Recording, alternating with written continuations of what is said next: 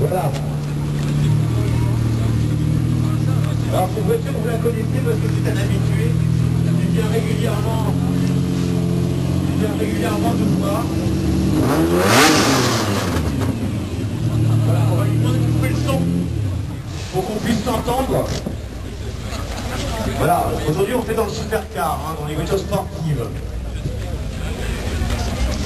Alors vous avez vu, cette voiture, c'est une Diablo. C'est déjà un modèle qui date, hein, parce que la Diablo, elle est sortie dans les années... Qui c'est qui c'est là? 22. C'est sorti dans les années 80, la Diablo. Eh ouais, dans les années 80. Donc c'est déjà un modèle, on peut dire, déjà ancien. Donc celle-ci, elle est de quelle année Elle est de 1991. Et donc c'est un moteur V12, voilà. 6 litres de cylindrée, qui fait quelle puissance à peu près? 550 chevaux.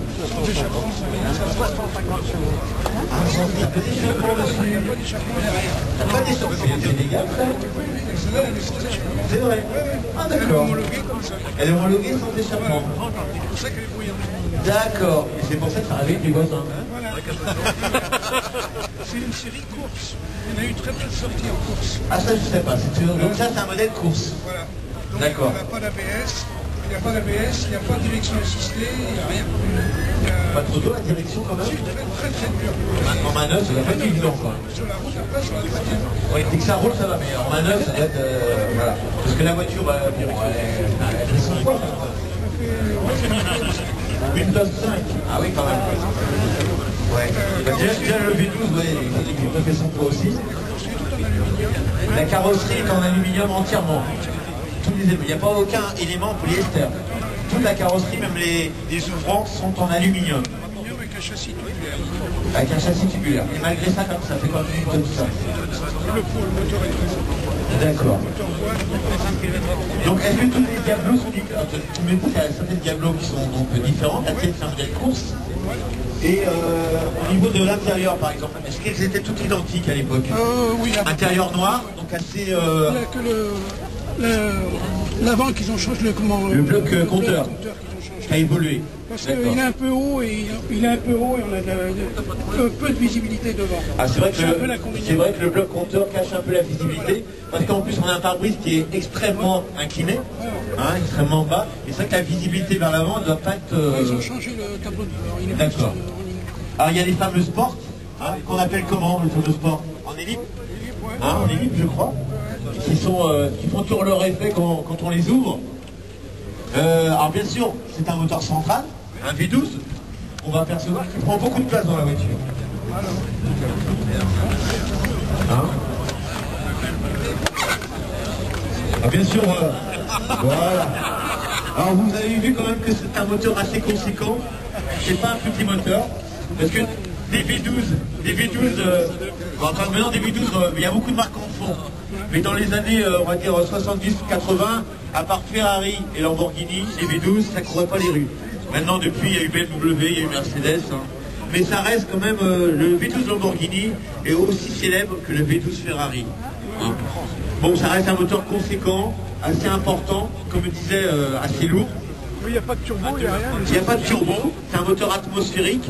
Je ne sais pas combien de soupapes il doit y avoir, mais pas mal. Et on voit très bien le châssis tubulaire, on voit les tubes, hein. C'est un châssis tubulaire. Alors je vais vous demander, excusez-moi, je vais me repositionner à côté du propriétaire. Donc c'est une voiture que tu as maintenant depuis quelques années, on te voit souvent ici, régulièrement. 3 ans et demi, je l'ai. 3 ans et demi. À l'époque, c'était un cadeau, je crois. Non? C'était un cadeau? Ouais, c'est ma femme qui m'a offert ça pour mes 60 ans. C'est ta femme qui t'a offert ça pour tes 60 ans. Voilà. Elle est sympa, ta femme. Et je sais qu'à l'origine, cette voiture était d'une différente couleur qu'aujourd'hui. Elle était orange, rouge. Elle était rouge. Ferrari. Elle était rouge Ferrari. Et pourquoi tu l'as repeinte en jaune? Parce que le problème qu'on a eu, c'est qu'on s'est rendu compte qu'elle était un peu abîmée la peinture quand je l'ai achetée. Et on a dit on la repeint entièrement. Et on s'est aperçu que la peinture d'usine ne tenait pas. La peinture d'usine ne tenait pas? Non. La peinture d'usine n'avait pas accroché sur l'après. Sur l'aluminium. Sur l'après, non, Sur non, l'après. Sur l'après. Et À donc, l'époque, en usine, elle a dû être peinte par un temps humide et ça n'a pas accroché. Et le peintre, il m'a dit, la peinture, il faut la refaire entièrement. Donc on a démonté toute la voiture entièrement, toutes les pièces ont été démontées. Et elle a été repeinte entièrement. Et dans ce cas-là, j'ai dit, je change la couleur. Alors j'ai pris une couleur Lamborghini, exacte, la couleur de... donc c'est une référence Lamborghini quand même. D'accord. C'est une jaune Lamborghini. Jaune Lamborghini. Et donc tu as repeint toute la voiture. Toute la voiture. Parce que c'est du boulot, hein. Repeindre une voiture complètement, changer de couleur, c'est vraiment du travail. Mais c'est vrai qu'en jaune, moi, personnellement, je préfère. Hein, parce que rouge, bon, il y a eu quand même une semaine de démontage. 3 semaines et demie de peinture. 3 semaines et demie de peinture. J'ai assisté à la peinture tous les jours quand elle était peinte. Pour voir s'il n'y avait pas d'erreur. À 8h le matin, à 6h le soir, j'étais chez le peintre. C'est vrai? Je lui ai dit, je veux bien qu'on me propose ma voiture, je veux bien payer le prix, mais je veux être là. Je veux être là, je veux l'avoir peint. Je suis resté tous les jours. Et tu es resté là pendant 3 semaines à regarder... Bah dis donc. Eh ben la vache. Elle a été super préparée, elle a été... Ouais. Alors c'est vrai que... Ouais, mais de toute façon ta voiture elle est magnifique. Des Diablos, il n'y en a pas beaucoup dans la région. Hein. Surtout bien entretenu par Rual Autosport. Ouais. Voilà. Rual Autosport, c'est merveilleux. C'est eux qui t'ont vendu, je crois. C'est lui qui m'a vendu la voiture. Voilà. Et c'est lui qui l'entretient et elle est vraiment... Et Aurel, on le connaît ici, il vient régulièrement avec des Porsche.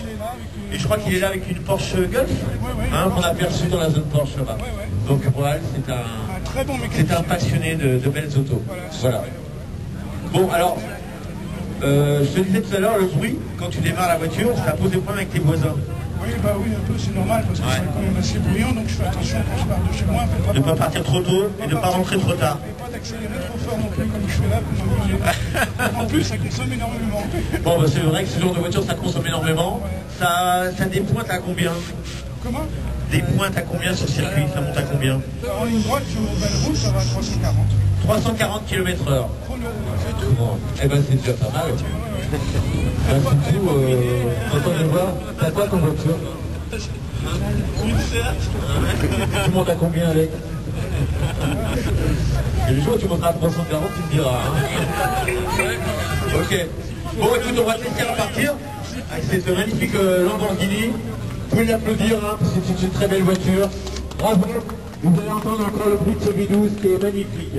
Merci à toi et je te dis à bientôt. La consommation, c'est combien? 50 litres. 50 litres au 100. Ouais.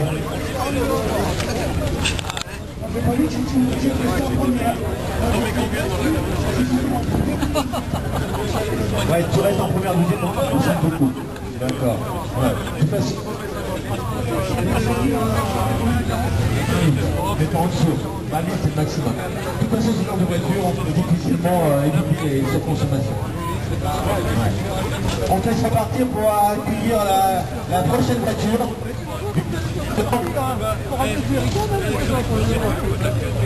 On va demander au propriétaire donc de s'approcher. S'il te plaît, et on va laisser partir cette Lamborghini.